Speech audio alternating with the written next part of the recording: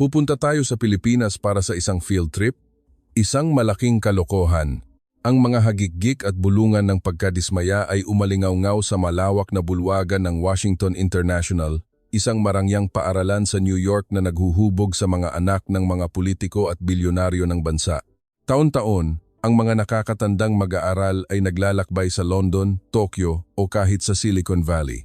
Ngunit sa pagkakataong ito, ang kanilang destinasyon ay ang Pilipinas, isang bansang sa isipan ng marami ay atrasado at puno ng mga maingay na tricycle. Nagreklamo ang mga magulang. Bakit nila hahayaang ipadala ang kanilang mga anak sa isang third world country na puno ng panganib? Ang ilang estudyante ay nagpost pa sa social media, idinedeklarang ito na raw ang pinakamasamang biyahe sa buong buhay nila. Ang paligid sa JFK Airport ay puno ng luha at pagmamaliit, na para bang inihahatid ang mga anak sa isang digmaan. Ngunit lingid sa kaalaman ng lahat, ang paglalakbay na ito ay hindi magiging isang trahedya, kundi isang malaking aral sa buhay na haharapin ng mga mayayamang kabataang Amerikano. Makikita nila ang isang katotohanang babago sa kanilang buong pananaw at magbibigay sa kanila ng tunay na kahulugan ng salitang moderno. Ang mga tawanan at pagkadismaya ng mga estudyante ng Washington ay umalingaw-ngaw pa rin sa kanilang isipan nang dumating ang araw ng kanilang pag-alis. Ang eksena sa JFK Airport ay parang isang seremonya ng libing. Maraming estudyante ang nakasuot ng itim, habang ang kanilang mga magulang ay lumuluha na para bang ang kanilang mga anak ay patungo sa pinakapanganib na lugar sa mundo. Emily, kung may makita kang kakaiba o kung hindi ka komportable, tawagan mo agad ang embahada, anak, sabi ng kanyang ama, isang bihasang diplomat na may nanginginig na boses. Inilagay niya ang isang mamahaling satellite phone sa kamay ng kanyang anak na may halong pag-aalala.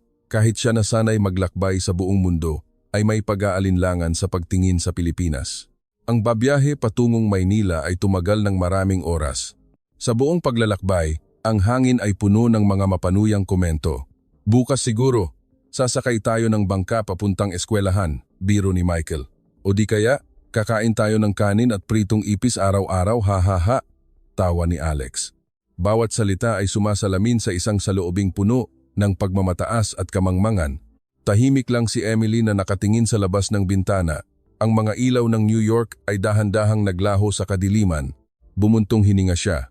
Iniisip na kailangan niyang tiisin ang isang linggong pagdurusa at matatapos din ang lahat. Ang tanging ikinababahala niya ay ang kanyang bagong biling designer na salamin. Para sa isang taong may nearsightedness at astigmatism na tulad niya, ang salamin ay buhay. Hindi niya inakala na ang maliit na bagay na ito ay magiging simbolo ng isang malaking aral na naghihintay sa kanya sa Maynila. Nang lumapag ang eroplano sa runway ng Ninoy Aquino International Airport, kumabog ang dibdib ng lahat sa kakaibang halo ng takot at pagkasuklam. Diyos ko, ito na ba talaga ang Pilipinas? Isang mahinang bulong ang narinig mula sa isang kaklase. Nang bumukas ang pinto ng eroplano, isang malinis at maliwanag na terminal ang sumalubong sa kanila, hindi ang amoy ng alikabok o luma na kanilang inaasahan. Ang mga pader ay puno ng mga LED screen na nagpapakita ng mga larawan ng makasaysayang Intramuros, ang ilog Pasig sa gabi na kumikinang sa iba't ibang kulay ng ilaw, at ang mga nagniningning na dalampasigan ng Palawan na may bughaw na langit na sumasalamin sa araw. Ang mga Amerikanong estudyante ay natigilan na para bang sinampal ng katotohanan. Wala nang nangahas na magbiro pa. Habang nakapila sa immigration, isang malinaw na anunsyo sa Ingles ang umalingaw-ngaw. Welcome, students from Washington International. Please proceed to the automated gates. Nagkatinginan sila, hindi makapaniwala sa kanilang narinig. Mga automated gate, isa-isa silang tumayo, nag-scan ng kanilang mga pasaporte, tumingin sa kamera, at sa loob lamang ng ilang segundo, bumukas ang gate. 10 segundo lang, bulalas ni Michael. Sa JFK, kailangan nating maghintay ng 1 oras. Walang tumutol dahil ang nakikita nila sa kanilang harapan ay ang malinaw na katotohanan. Pagkatapos ng immigration, isa pang katotohanan ang sumalubong sa kanila. Mga LED na arrow sa sahig ang maliwanag na nagtuturo ng daan patungo sa baggage carousel. At lalo pa silang namangha ng isang malinis at puting robot ang lumapit sa kanila. Welcome to the Philippines. How may I help you? Sabi nito sa isang malumanay na boses at perpektong Ingles. Ang mga Amerikanong kabataan ay natahimik. Sinabi ng robot na ang kanilang mga bagahe ay lalabas sa Carousel 3 at pagkatapos ay umalis ito ng may kahinahunan. Napalingon si Emily kay Alex.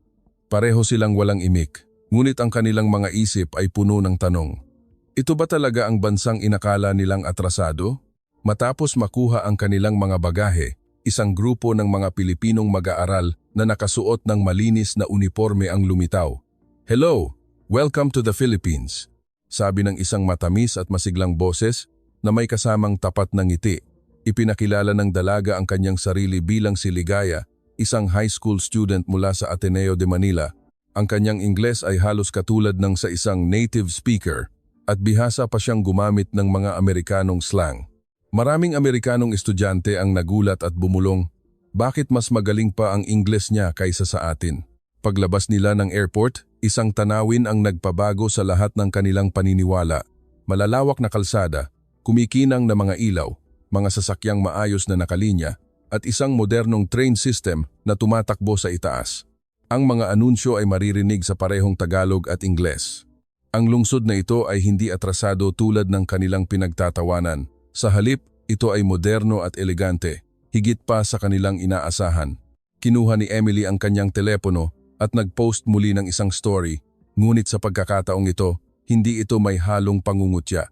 Nag-type siya ng, "Hindi na ako sigurado kung ito ba talaga ang Pilipinas. Mas maganda pa yata ito kaysa sa New York." Nang gabing iyon, sa isang marangyang hotel sa puso ng Makati, ang buong grupo ay tahimik na nakaupo. Walang tawanan, walang pangiinis. Tanging katahimikan ang nagsasabing ang kanilang mga paunang akala ay nagsisimula ng gumuho. At ito ay simula pa lamang ng kanilang pagkatuto. Ang paglalakbay na nagsimula sa pagmamataas ay pumasok na sa landas ng katotohanan, isang landas na magtuturo sa kanila kung ano ang tunay na kaunlaran na hindi nasusukat sa nakaraang katanyagan, kundi sa kalidad ng buhay na tinatamasa ng mga mamamayan araw-araw. Habang dahan-dahang bumubukas ang mga automatikong pinto ng Ninoy Aquino International Airport, narinig ng lahat ng Amerikanong estudyante ang kanilang sariling paghinga.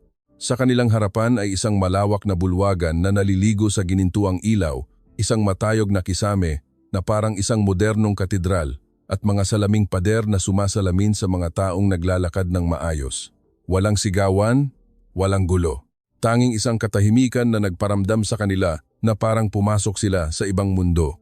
Sa isang higanteng LED screen, ang mga imahe ng mga lumang simbahan ng Intramuros sa umaga ay nagsasalitan sa mga dalampasigan ng Boracay at sa mga luntiang kabundukan ng Cordillera. Isang modernong bersyon ng musikang Pilipino, ang marahang tumutugtog sa background, na lumilikha ng kakaibang damdamin sa puso ng mga estudyanteng minsang kinutya ang bansang ito. Si Michael, na karaniwang madaldal, ay natahimik. Itinaas ni Alex ang kanyang telepono para kumuha ng litrato, ngunit hindi siya nangahas na mag-post ng anumang mapanuyang komento tulad ng dati. Sa baggage claim area, nakatagpo sila ng isang eksenang hindi nila inaasahan. Ang mga empleyado ng airport ay nakabihis ng maayos, nakangiti at bumabati sa malinaw na Ingles. "Welcome to the Philippines." Isang simpleng salita, ngunit puno ng kumpiyansa at pagiging palakaibigan. Lahat ay kontrolado ng teknolohiya mula sa facial recognition scanners hanggang sa real-time na baggage tracking system. Ang mga Amerikanong estudyante ay nagsimulang magtinginan, puno ng pag-aalinlangan. Ang ideya na ang Pilipinas ay atrasado ay nagsimulang gumuho mula pa sa unang sandali.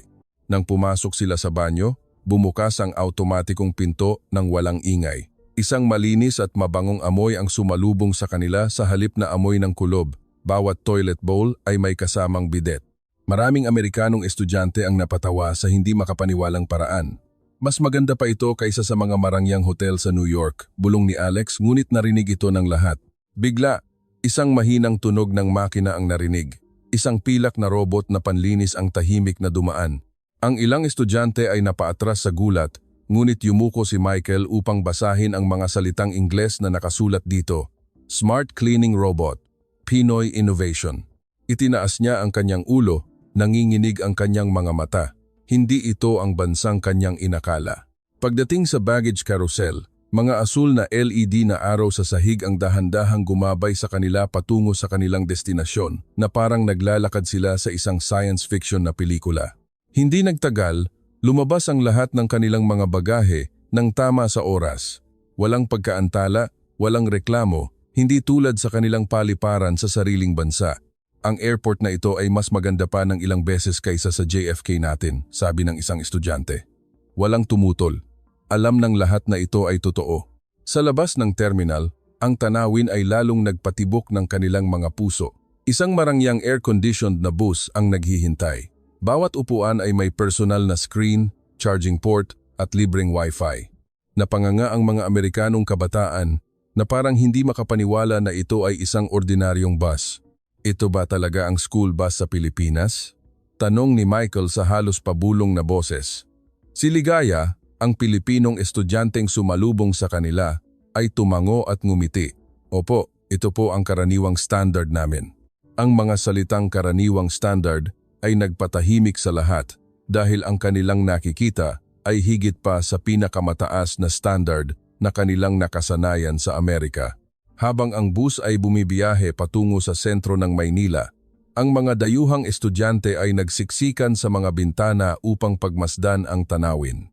Mga matatayog na gusali na nakahanay, mga neon lights mula sa mga skyscraper ng Bonifacio Global City at mga naglalakihang mall. Ang mga kalsada ay malinis at ang mga sasakyan ay maayos na gumagalaw. Lahat ay kabaligtaran ng magulong imahe na kanilang inakala habang dumadaan ang bus sa isang tulay na tumatawid sa Ilog Pasig. Ang hangin ng gabi ay humihip. Ang mga ilaw mula sa makasaysayang distrito ng Intramuros ay kumikinang na parang mga hiyas. Napahinto sa paghinga si Emily. Ang tanawing kanyang nakikita ay napakaganda at payapa, higit pa sa kayang ilarawan ng mga salita. Hindi nagtagal, dumating ang bus sa paaralan ng Ateneo de Manila. Ang kanilang nakita ay hindi isang lumang gusali tulad ng kanilang inaasahan, kundi isang modernong istruktura na gawa sa salamin at bakal. Ang luntiyang damuhan ay katabi ng isang indoor swimming pool. Ang malawak na lobby ay puno ng mainit na ilaw. Ang mga Amerikanong estudyante ay nanatiling nakatayo, walang nagsasalita. Alam na nilang lahat na ang pagmamataas sa kanilang mga puso ay nagsisimula ng mawasak. Ito ang unang culture shock na ibinigay ng Pilipinas, isang pagkabigla na hindi dulot ng takot o kahirapan, kundi ng tunay na kaunlaran na hindi nila kailanman inaasahan. Nang gabing iyon, isinulat ni Emily sa kanyang journal bago matulog, "Hindi ko na maitatanggi. Ang Pilipinas ay hindi ang larawang minsang minamaliit ko. Ang mga nakita ko ngayon ay nagparamdam sa akin na napakaliit ko. At ito ay unang araw pa lamang. Hindi ko maisip kung ano pa ang ituturo nito sa akin bukas." Kinaumagahan, ang sikat ng araw ay tumama sa malinis na puting gusali ng paaralan. Ang huni ng mga ibon at ang banayad na hangin ay dumadampi sa damuhan. Ang mga Amerikanong estudyante na kararating lamang ay puno pa rin ng pagkamangha. At nang humakbang sila sa loob ng campus ng Ateneo, para silang pumasok sa isang mundong hindi nila inaakalang matatagpuan sa Pilipinas, ang pangunahing bulwagan ay pinalamutian ng mga likhang sining ng mga estudyante. Mga pinta ng mga simbahan sa panahon ng Kastila, mga itim at puting larawan ng mga palengke sa tabi ng ilog, at mga eskultura na gawa sa mga recycled na materyales. Bawat obra ay puno ng pagkamalikhain at dedikasyon. Pagpasok nila sa auditorium, sinalubong sila ng isang choir na umaawit ng mga kantang Ingles ng may perpektong armonya. Sinundan ito ng isang pagtatanghal ng katutubong sayaw na hinaluan ng modernong galaw. Sa likod ng entablado, isang hologram ng Bulkang Mayon at ng mga hagdan-hagdang palayan ng Banawe ang nagsasalitan na lubhang kahanga-hanga.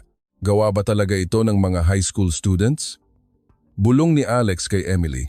Tango lang ang naisagot ni Emily na namamangha. Matapos ang engrandeng pagtanggap, ipinares sila sa mga Pilipinong mag-aaral na magiging kanilang buddy sa buong linggo. Si Emily ay napares kay Ligaya, ang dalagang may matamis na ngiti at matatas mag-Ingles. "Tara, ipapakita ko sa iyo ang library ng aming paaralan," sabi ni Ligaya na may halong pagmamalaki. Nang bumukas ang pinto ng library, halos mapahinto sa paghinga ang mga Amerikanong estudyante. Sa kanilang harapan ay isang 3 palapag na aklatan na puno ng libu-libong libro. mga computer at tablet ay nakahanay para gamitin ng mga mag-aaral. Ang pinakamahalaga, ang aklatan na ito ay bukas, 27T43. Maaaring manatili ang mga estudyante upang mag-aral at magsaliksik kahit sa gabi. Sa Amerika, ang library ng eskwelahan namin ay nagsasara ng 5 p.m., mahinang sabi ni Michael. Ngunit walang tumawa dahil alam ng lahat na ang kanilang nakikita ay higit pa sa anumang maaaring maliitin. Sunod, dinala sila ni Ligaya sa AI classroom. Dito, bawat estudyante ay may tablet na konektado sa isang virtual na sistema ng pagtuturo. Sinusuri ng AI ang mga kahinaan at kalakasan ng bawat mag-aaral at inaayos ang pag-aaral upang maging angkop sa bawat isa. Ang mga Amerikanong estudyante ay nakatayo, tulala. Ito ang hinaharap, pero bakit narito ito sa Maynila at hindi sa New York? Walang makasagot sa tanong na iyon. Oras na para sa klase sa matematika. Ang mga Pilipinong mag-aaral ay tahimik na nakaupo, nakikinig ng mabuti, at nang magbigay ng problema ang guro, ang mga Pilipinong estudyante ay nagtaas ng kamay ng may kumpiyansa. Ang talakayan ay puno ng mga advanced na teknikal na termino. Ang problemang kanilang nilulutas ay calculus at 3D graphs, nakatumbas ng isang unang taon na kurso sa kolehiyo sa Amerika. Si Michael, na dating nag-aakalang siya ang pinakamagaling sa klase, ay nakaupo ng tahimik, pinagpapawisan ang noo. Nagsimula niyang maintindihan na ang kanyang sariling galing ay hindi palaging sukdulan. Tanghalian, dinala ang mga Amerikanong estudyante sa cafeteria. Ang naghihintay sa kanila ay isang international buffet. Mayroong mga pagkaing Pilipino tulad ng adobo at sinigang, pagkaing Hapon, Europeo, at kumpletong mga pagkaing vegetarian. Lahat ay inihanda ng mga profesional na chef at kasama na sa tuition fee. Natulala ang mga Amerikanong kabataan. Sa paaralan namin, kailangan naming magbayad ng daan-daang dolyar para lang sa matigas na pizza o malamig na sandwich. Tinikman ni Emily ang sinigang. Nanlaki ang kanyang mga mata, ang perpektong timpla ng asim at linamnam, at ang bango ng mga sangkap. Hindi siya makapaniwala na ito ay pagkain sa paaralan. Habang kumakain, ang mga Pilipinong estudyante ay palakaibigang nakikipag-usap.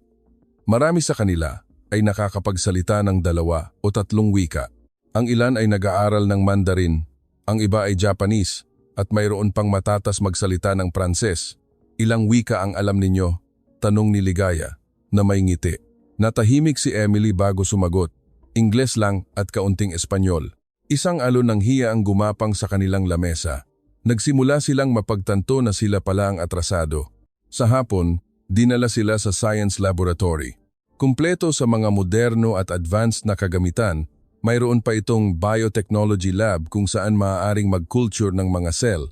Ang mga Pilipinong estudyante ay gumagawa ng kanilang sariling maliliit na proyekto sa pananaliksik tungkol sa malinis na enerhiya at pag-recycle ng plastic. Tinitigan ito ni Alex ng may inggit dahil sa Amerika, ang kanyang paaralan ay gumagamit pa rin ng mga pangunahing eksperimento mula sa nakaraang siglo. Nang matapos ang araw, inanyayahan ni Ligaya at ng kanyang mga kaibigan ang mga Amerikano sa student club. Sa loob, mayroong music rehearsal room, isang film studio, isang radio broadcasting booth, at isang co-working space para sa maliliit na startup. Ang kapaligiran ay puno ng malikhaing enerhiya. Ang mga Pilipinong kabataan ay may kumpiyansang ipinapaliwanag ang kanilang mga proyekto. Pakiramdam ni Emily ay ginising siya mula sa isang panaginip. Hindi ito ang Pilipinas na kanyang inakala. Ito ay isang entablado na sumasalamin na ang mga kabataang Pilipino ay puno ng talento, pagsisikap at pagmamalaki sa kanilang pinagmulan. Nang gabing iyon, habang nakaupo sa kanilang dormitoryo, isinulat ni Emily sa kanyang journal. Dati, naniniwala ako na kami ang pinakamagaling na bansa. Ngunit ngayon, natutunan ko na ang kadakilaan ay hindi isang bagay na kasama mo mula sa kapanganakan. Ito ay resulta ng pagsisikap, disiplina at pagiging bukas sa pag-aaral. Ang nakita ko sa paaralang Pilipino ay isang aral sa pagpapakumbaba at alam ko na ngayon na hindi kami mas dakila kaysa sa iba. Habang ang marangyang bus ay umaakyat patungo sa probinsya ng Ifugao sa Cordillera, ang kapaligiran ay nagbago mula sa matatayog na gusali at malalaking mall ng Maynila patungo sa mga luntiang kabundukan, ulap na lumulutang sa ibabaw ng mga palayan, at ang mabangong amoy ng lupa pagkatapos ng ulan. Ang mga estudyanteng Amerikano na sanay sa magulong buhay sa lungsod ay nagsimulang makita ang isang mundo na hindi nila inakalang ganito kaganda. Huminto ang bus sa isang maliit na nayon, bahagi ng cultural exchange program na inayos ng kanilang partner school. Humigit kumulang 50 na taga-nayon ang sumalubong sa kanila nang may mga ngiti at magalang na pagbati. Nag-alay sila ng mga sariwang bulaklak na isinabit sa kanilang mga leeg. Ang tunog ng mga katutubong tambol ay sabay-sabay na tumunog, na nagparamdam sa mga dayuhang estudyante na sila ay dinala sa ibang mundo na puno ng init at katapatan. Si Jessica, ang babaeng minsang nag-post sa social media na ito na ang pinakamasamang biyahe, ang unang naglabas ng kanyang telepono para kumuha ng litrato. Ngunit sa pagkakataong ito, hindi para manlibak o manginsulto, kundi dahil sa tunay na pagkamangha. Hindi ko alam na ganito pala kaganda ang Pilipinas, mahina niyang sabi. Ang mga salitang iyon ay nagpatahimik sa kanyang mga kaibigan at nag-udyok sa kanilang pagmasdan ang paligid ng may higit na pansin. Matapos ang mainit na pagtanggap, hinati ang mga estudyante sa mga foster family sa nayon. Ang mga bahay na kanilang tinuluyan ay hindi mga mansyon na may swimming pool o air conditioner. Ito ay mga tradisyonal na bahay kubo na gawa sa kawayan at nipa, na may matataas na poste at sariwang hangin na dumadaloy sa buong araw. Ang pinakamahalaga, nandoon ang mga ngiti ng mga may-ari ng bahay na handang ibahagi ang lahat kahit na kaunti lang ang mayroon sila. Nang gabing iyon, lahat ay inimbitahan sa isang piging na kung tawagin ay kamayan. Ang mga taga-nayon ay umupo sa mga banig na nakalatag sa lupa at inilatag ang mga lokal na pagkain tulad ng adobo, sinigang, inihaw na isda at sari-saring sariwang gulay. Maraming Amerikanong estudyante ang nag-atubiling kumain gamit ang kanilang mga kamay. Ngunit nang makita nila ang mga taga-nayon na ginagawa ito ng natural at may tapat na ngiti, ang kanilang pag-aalinlangan ay unti-unting nawala. Ito ang pinakasimple ngunit pinakamasayang pagkain sa buong buhay ko, sabi ni David. Isang matangkad na binata na minsang nagbiro na ang mga Pilipino ay sumasakay ng kalabaw sa halip na kotse. Nakaupo siya sa tabi ng isang 10 taong gulang na batang lalaki na ibinahagi sa kanya ang huling piraso ng pritong manok nang walang pag-aalinlangan. Isang mainit na pakiramdam ang dumaloy sa kanyang puso, isang bagay na hindi niya kailanman naramdaman sa mga mamahaling restaurant sa New York. Nang gabing iyon, habang ang lahat ay nakikinig sa katutubong musika na tinutugtog ng mga taga-nayon gamit ang mga instrumentong gawa sa kawayan, ang tunog ng isang plauta ay umalingaw-ngaw sa gitna ng katahimikan ng libis. Ang damdamin ng pagmamataas at pagmamaliit ng mga dayuhang estudyante ay unti-unting natunaw. Ipinikit ni Jessica ang kanyang mga mata at sinabi ang isang pangungusap na hindi inaasahan ng sinuman. Siguro ang pagiging moderno ay hindi nangangahulugan ng matatayog na gusali o mamahaling sasakyan. Baka ito ay nangangahulugan ng isang pusong marunong magbahagi at simpleng kaligayahan. Ang mga salitang iyon ay tumatak sa lahat. Natahimik ang lahat at napatingin sa kanya. Ang mga ngiti ng mga taga-nayon sa paligid ay lalong nagpadama ng init at emosyon sa paligid. Bago matulog, ang mga estudyante ay bumalik sa kani-kanilang foster home. Inilatag ng may-ari ng bahay ang manipis na kutson sa sahig na kawayan. Ang huni ng mga kuliglig mula sa kalapit na bukid at ang kumikinang na mga bituin sa langit ay nagsilbing musika sa kanilang pagtulog. Ang mga Amerikanong kabataan na sanay sa mga ilaw ng lungsod at mamahaling aircon ay nakaramdam na ito ang pinakapayapa at pinakakomportabling gabi sa kanilang buhay. At iyon ang unang pagkakataon na tunay nilang binuksan ang kanilang mga puso sa katotohanan ng Pilipinas, hindi sa pamamagitan ng mga lektura, kundi sa pamamagitan ng karanasan sa isang simpleng buhay na puno ng puso. Ang bagong araw ay nagsimula sa tilaok ng manok at sa mainit na sikat ng araw na tumatagos sa mga siwang ng bahay kubo. Ang mga estudyanteng Amerikano na minsang nagreklamo na ang lugar ay makaluma at walang mga modernong pasilidad, ay nagising na mas sariwa pa kaysa dati sa isang marangyang hotel sa New York. Lumabas si Jessica sa beranda at nakita ang matandang babae na kanyang foster mother na masipag na nagdidikdik ng mga sangkap sa isang lusong. Ang bango ng bawang, luya at sibuyas ay kumalat sa buong bahay, isang aroma na hindi niya pa naaamoy dati. Tumingin sa kanya ang matanda at ngumiti, bago magsalita sa medyo putol-putol na Ingles. "Tulungan mo ako." Natigilan si Jessica sandali bago lumapit at sumubok na magdikdik. Nanginginig ang kanyang kamay at tumalsik ang mga sangkap, ngunit ang halakhak ng matanda ay nagpuno ng init sa paligid. Naramdaman niya kaagad na ito ay isang pag-aaral na wala sa anumang aklat.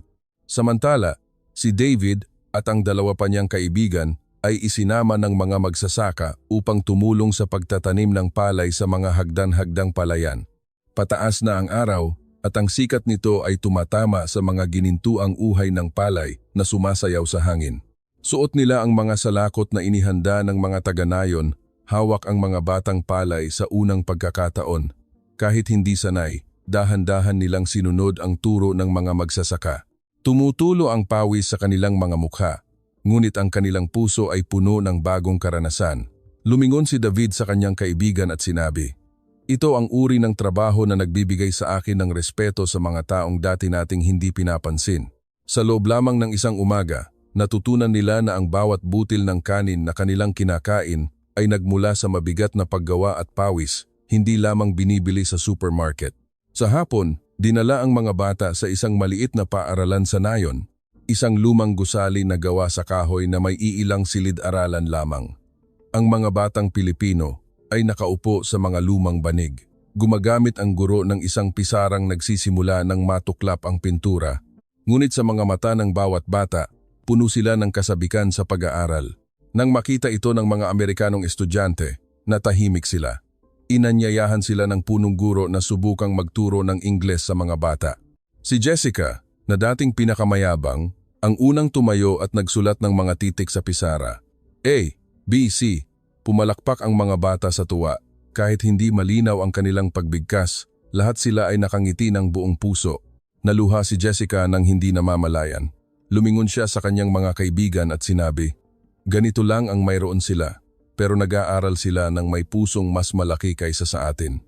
Ang mainit na karanasang iyon ay unti-unting gumuho sa pader ng pagmamataas na dating namamagitan sa kanila at sa Pilipinas. Nang gabing iyon, isang ritual ng pagbabasbas ang isinagawa ng mga taga-nayon. Inimbitahan ang lahat na umupo sa isang bilog. Isang matandang taga-nayon ang nagtali ng puting sinulid sa kanilang mga pulso habang nagdarasal sa kanilang katutubong wika. Kahit hindi nila naiintindihan, ang damdaming ipinapahiwatig ng kanyang mga mata at tinig ay mas malinaw pa kaysa sa anumang salita. Nagkatinginan si Jessica at David bago sila parehong nagbigay galang sa paraang Pilipino kahit na medyo alanganin. Ngunit iyon ay nagdulot ng ngiti sa buong nayon. Ang mga Amerikanong estudyante na dating pinagtatawanan ang mga Pilipino sa kanilang mga paniniwala ay tahimik na nakaupo, nararamdaman ang kapangyarihan ng pananampalataya at init na hindi nila kailanman natagpuan sa malaking lungsod.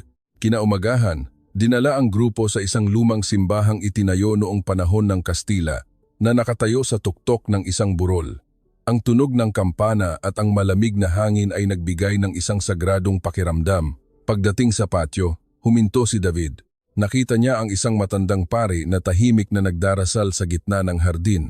Ang imaheng iyon ay nagpaalala sa kanya ng magulong buhay sa New York, na puno ng ingay ng trapiko at ng walang katapusang paghahabol sa tagumpay. Bumulong siya. Siguro ang kapayapaan ang tunay na karangyaan. Nakatayo si Jessica sa tabi niya. Muling naluha. Nagsimula niyang mapagtanto na ang bansang dati niyang minamaliit ay may mga kayamanang mas nagpapabusog sa puso kaysa sa pamimili sa alinmang marangyang mall. Bago umalis sa burol, huminto ang bus upang makita nila ang pamumuhay ng isang katutubong tribo ng Ifugao. Ang mga bata ay nagtatakbuhan ng may maliliwanag na ngiti, kahit walang mga cellphone o branded na damit, ngunit ang kanilang mga ngiti ang pinakatotoo. Ang mga Amerikanong estudyante, na dating naniniwala na ang kaligayahan ay nagmumula sa pera at materyal na bagay, ay nakita ang katotohanan sa kanilang harapan.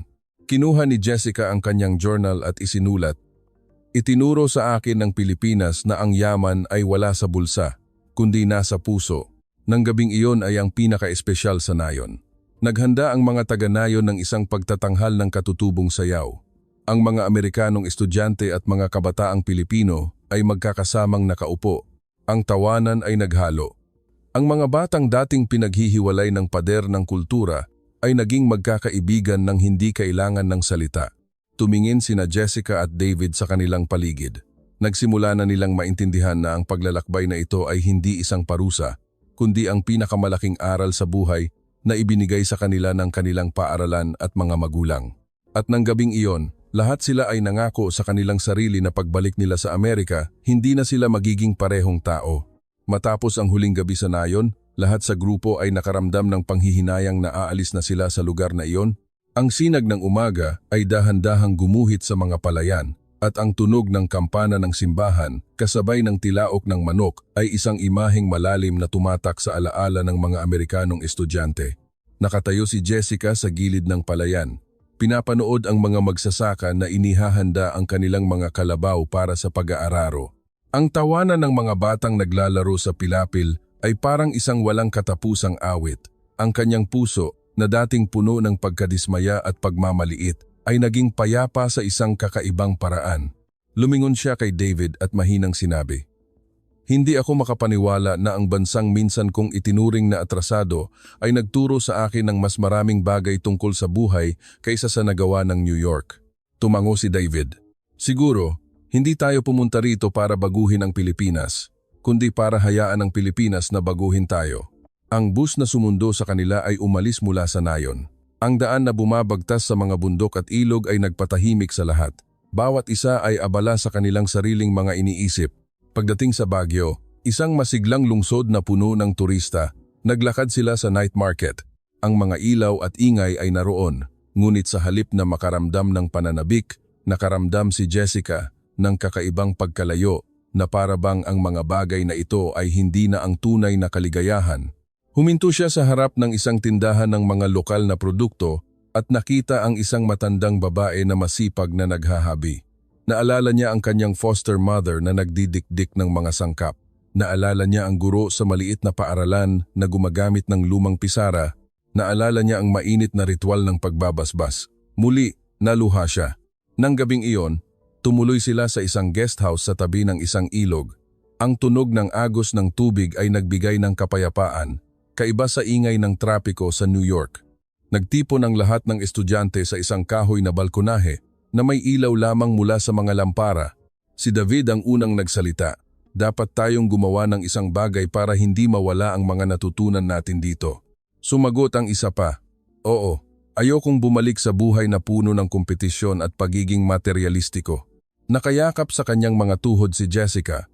Nagsalita siya nang nanginginig ang boses. "Siguro ang dapat nating iuwi ay hindi mga souvenir o litrato, kundi ang ating mga nagbagong puso." Natahimik muli ang lahat, na parabang itinatatak ang mga salitang iyon sa kanilang mga isipan. Kinabukasan, nagkaroon sila ng pagkakataong makipag-usap sa isang matandang pari sa isang monasteryo sa Baguio. Ngumiti lamang ang pari at sinabi sa isang mahinahong tinig, "Ang tao ay isinilang hindi upang mag-ipon ng mga panlabas na bagay, kundi upang matutong mag-ipon ng kabutihan sa puso. Habang dumarami ang mga panlabas na bagay, lalo itong bumibigat. Ngunit habang dumarami ang kabutihan sa puso, lalo itong gumagaan." Ang maikling pangungusap na iyon ay tumama sa puso ng lahat. Ipinikit ni David ang kanyang mga mata upang namnamin ang mga salitang iyon habang si Jessica ay muling umiyak. Habang papalapit ang pagtatapos ng kanilang paglalakbay, kailangan na nilang bumalik sa Maynila para sa kanilang flight pauwi. Bago sumakay ng bus mula sa Baguio, ang mga bata mula sa nayon ay dumating upang magpaalam, may dalang maliliit na bulaklak. Ang kanilang mga tawa at simpleng paalam na bye-bye o see you ay nagpainit sa puso ng mga Amerikanong estudyante ng higit pa sa anumang mamahaling regalo. Niyakap ni Jessica ang isang maliit na batang babae ng mahigpit at sinabing, "Hindi kita malilimutan." Sa bus na bumibiyahe sa mga kabundukan, lahat ay tahimik na nakatingin sa labas ng bintana. Ang ginintuang kulay ng langit sa hapon ay sumasalamin sa mga bukirin na parang isang pinta. Isinulat ni David sa kanyang journal, "Sinimulan natin ang paglalakbay na ito na may pagmamataas, ngunit uuwi tayong may pagpapakumbaba."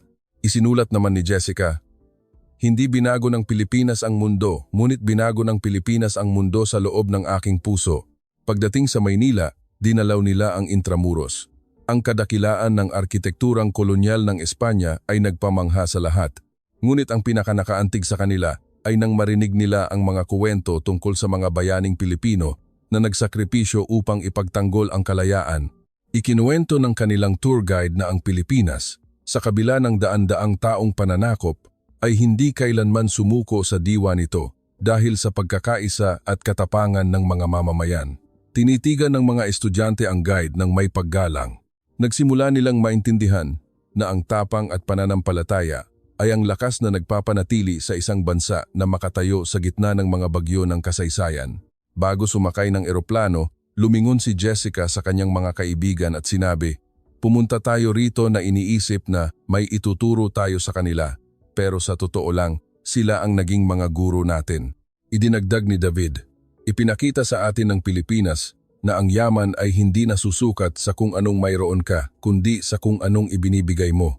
At ang tunay na pagiging tao ay hindi ang pagkakaroon ng kapangyarihan sa iba, kundi ang pagtayo ng may pagpapakumbaba at paggalang sa kapwa." Ang mga salitang ito ang naging buod ng paglalakbay na lubos na nagpabago sa kanila.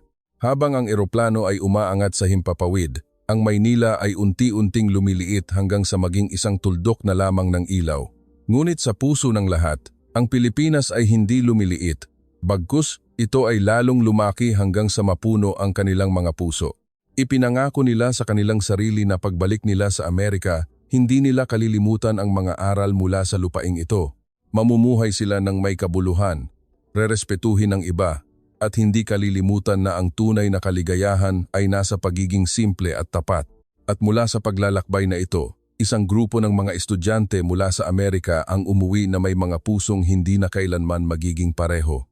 Nang lumapag ang eroplano sa Amerika, bumalik ang grupo na may parehong mga maleta, ngunit may mga pusong ganap ng nabago.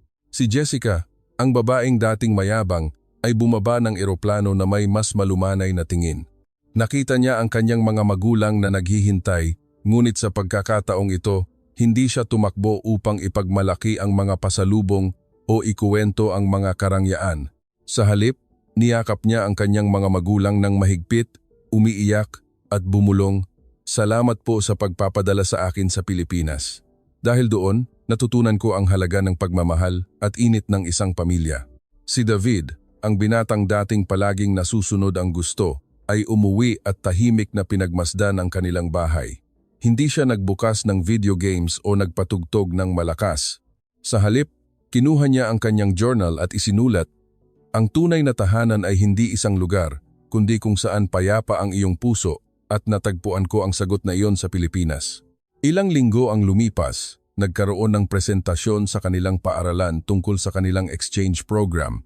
Natahimik ang buong klase nang marinig nila ang kwento ni na Jessica at ng kanyang mga kaibigan tungkol sa isang maliit na nayon na wala man lang sementadong kalsada, ngunit puno ng mga ngiti at pagmamahal. Sinabi ni Jessica sa harap ng lahat, "Hindi ako ipinaramdam ng Pilipinas na ako ay mahirap. Sa halip, ipinaramdam nito sa akin na dati akong nagkukulang sa pinakamahalagang bagay, katapatan at pagpapakumbaba." Umalingaw-ngaw ang palakpakan sa buong silid. Ang mga kaklaseng dating pinagtatawanan siya ay napatingin sa kanya ng may paghanga. Pagkatapos ng presentasyon, sinimulan nilang baguhin ang kanilang pamumuhay. Marami sa kanila ang nagsimulang tumulong sa mga charity. Ang iba ay sumali sa mga gawaing panlipunan. At higit sa lahat, naging mas malapit sila sa kanilang mga pamilya. Itinigil ni Jessica ang paggastos sa mga mamahaling bagay. Mas pinili niyang bumili ng maliliit na bulaklak para sa kanyang ina sa halip na isang bagong designer bag. At sinabi, "Ma, ang tunay na kaligayahan ay wala sa presyo nito, kundi sa kahulugang ibinibigay natin dito." Ginugol ni David ang kanyang libreng oras sa pagtulong sa isang soup kitchen. Sinabi niya sa kanyang mga kaibigan, "Kung ang mga Pilipino sa isang maliit na nayon ay kayang magbahagi, kahit nakakaunti lang ang mayroon sila, anong dahilan natin na mayroon ng lahat para hindi magbahagi?" Lumipas ang panahon, ngunit ang mga alaala mula sa Pilipinas ay nanatili sa kanilang mga puso. Sa tuwing makikita nila ang ginintuang kulay ng langit sa dapit hapon, maaalala nila ang mga palayan sa Cordillera. Sa tuwing maririnig nila ang tawanan ng mga bata, maaalala nila ang maliit na paaralan sa nayon. At sa tuwing sila ay nawawalan ng pag-asa, maaalala nila ang turo ng matandang pari. Mag-ipon ka ng kabutihan sa iyong puso dahil iyon ang mananatili sa iyo habang buhay.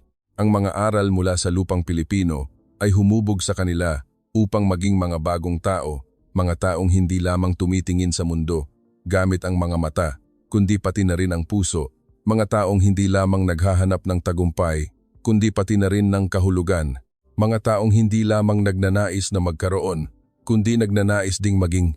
Ito ang kuwento ng isang grupo ng mga mag-aaral na nagsimula ng kanilang paglalakbay na may pagmamataas, ngunit bumalik na may pagpapakumbaba. Ang kwento ng mga kabataang dating nanlilibak sa iba, ngunit natutong ngumiti ng may katapatan. Ang kwento ng mga pusong dating tuyo, ngunit napuno ng init mula sa lupang Pilipino. At ito ang huling tanong na nais iwan ng kuwentong ito sa lahat. Ang halaga ng iyong buhay, susukatin mo ba ito sa mga bagay na pag-aari mo o sa mga bagay na iyong natutunan at ibinahagi?